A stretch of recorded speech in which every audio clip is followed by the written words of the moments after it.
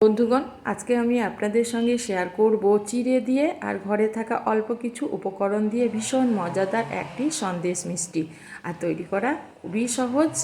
আর এই জন্য প্রথমে নিয়েছি আমি চিড়ে আমি পাতলা চিড়েটাকে নিয়েছি। বিশেষ করে পাতলা চিড়ের ব্যবহারটা করা এখানে ভালো। এখানে আমি ওজন হিসাবে 200 গ্রাম চিড়ে এখানে আমি নিয়েছি। এবার চিড়েগুলোকে আমি ভেজে নেব। তার জন্য গ্যাসের মধ্যে একটা প্যান বসিয়েছি। চিড়েগুলো আমি 200 গ্রাম চিড়েকে একেবারে দিলাম না, আমি দুবারে চিড়েগুলোকে ভেজে নেব। এইভাবে ঘুরিয়ে ফিরিয়ে মিডিয়াম আঁচে চিড়েগুলোকে ভাজতে হবে, যাতে পুড়িয়ে না যায়, তাহলে কিন্তু কালারটা খারাপ আসবে, ভালো হবে না, কালো হয়ে যাবে।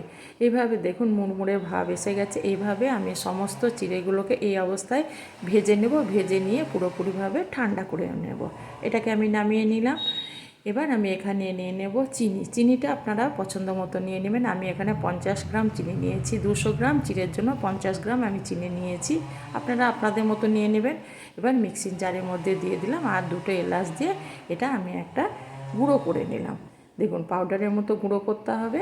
দেখুন আমি এটাকে একটা বাটির মধ্যে ঢেলে নিলাম। ঢেলে নেওয়ার পর আমি যে চিড়েটাকে ভেজেছিলাম সেটা পুরোপুরি ঠান্ডা হয়ে গেছে। এবার অর্ধেকটা নিয়ে এইভাবে আমি চেলে নেব। তারপরে অর্ধেকটা আবারও আমি চেলে নেব। যেহেতু এটা বাজারে, তলে দেখুন অনেক কিছু নোংরা পড়বে। এইভাবে ঘুরিয়ে ফিরিয়ে চালনাটাকে আমি চিড়েগুলোকে ভালো করে চেলে নেব।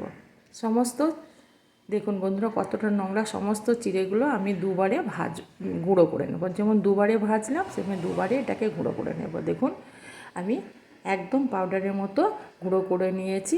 এবার যে চিনিটা আমি নিয়েছিলাম সেই চিনির বাটিতে দিয়ে দিলাম আমি এই গুঁড়ো করা চিড়েটাকে দেওয়ার পর আমি এখানে নিয়েছি 1 কাপ মালাইযুক্ত দুধটাকে আমি 2-3 বার ভালো করে গাঢ় করে ফুটিয়ে নিয়েছি। দুধটা আমার ঘন।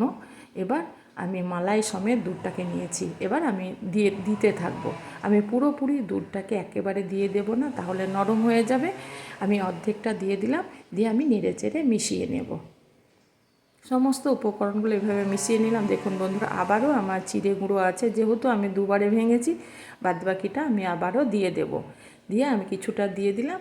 দিয়ে দেওয়ার পর আবারও নেড়ে চেড়ে সমস্ত উপকরণগুলোকে দুধ আর চিনির সঙ্গে আমি মিশিয়ে নেব। পুরো দুধটা আমার এখানে দরকার হবে না মনে হচ্ছে। আমি আবারও একটু দিয়ে দিলাম 2 চামচ মতো।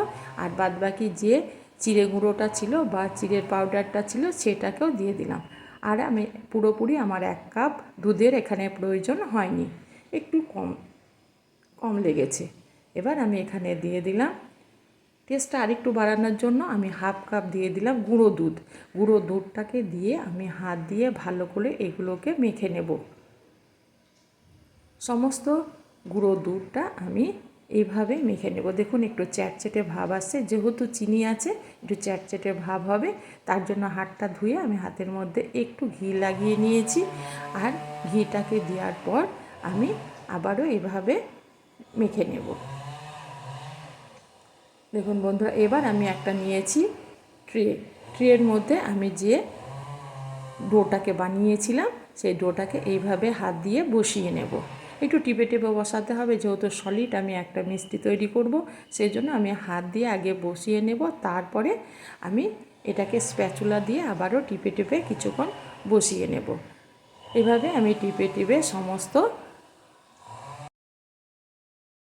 আমি ডোটাকে আমি এইভাবে বসিয়ে নেব, যাতে একদম সলিডভাবে একটা মিষ্টি হয়। দেখুন বন্ধুরা এইভাবে আমি টিপে টিপে বসিয়ে নিলাম। এবার আমি এখানে দিয়ে দেবো ড্রাই ফ্রুটস, যার মধ্যে আছে কাজু বাদাম আর আছে আমার কাঠবাদাম। এবার এগুলোকে আমি একটু টিপে টিপে বসিয়ে দেব। যেহেতু চিনি আছে বেশিক্ষণ লাগবে না শক্ত হতে, মানে খুবই শক্ত হবে না বন্ধুরা, মিডিয়ামে একটা মিষ্টির ভাব এসে যাবে। এটাকে এবার আমি মিনিট 5 রেখে দেব রুম টেম্পারেচারে। 5 মিনিট পর আমি ফিরে এলাম। 5 থেকে 6 মিনিট পর আমি ফিরে এলাম। দেখুন বন্ধুরা এবার কত সুন্দর ট্রেটা ছেড়ে দিচ্ছে, আরামসে এটা উঠে যাচ্ছে। দেখুন দারুণ স্বাদের একটা মিষ্টি রেসিপি। দেখুন আমি এবার কেটে আপনাদের শেয়ার করছি কত সুন্দর একটা সন্দেশ রেসিপি আমার তৈরি হচ্ছে। এবার এইভাবে আমি চাকু দিয়ে কেটে নেব পিস পিস করে। আর যেমন সহজ, খেতে কিন্তু সেই রকমই টেস্টি। বাড়িতে যাকেই খাওয়াবেন বা আত্মীয় স্বজন যাকেই খাওয়াবেন সেই কিন্তু প্রশংসায় পঞ্চমুখ হবে আর জানতে চাইবে আপনি এটা কি দিয়ে তৈরি করেছেন। এই দেখুন, আমি হাত দিয়ে এবার এগুলোকে পিস পিস করে উঠিয়ে নেব। এভাবে আমি সমস্ত সন্দেশগুলোকে উঠিয়ে নেব।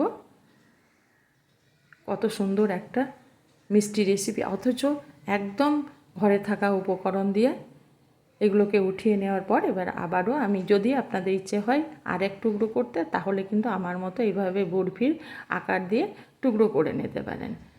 এইভাবে আমি আবারও একটা মধ্যে ভাড়া দিয়ে দিলাম। আর যদি ইচ্ছে না হয় এই অবস্থায় আপনারা রাখতে পারেন। দেখুন বন্ধুরা, আমার সন্দেশগুলো কত সহজে তৈরি হয়ে গেল। বাড়িতে অতিথি এলে বা বাচ্চার টিফিনে বা ব্রেকফাস্টে আপনি ব্যবহার করুন, আর মন ভরে যাবে। এই যে এত সহজে যে এত সুন্দর একটা মিষ্টি রেসিপি হয়, তা অবাক হয়ে যাবেন।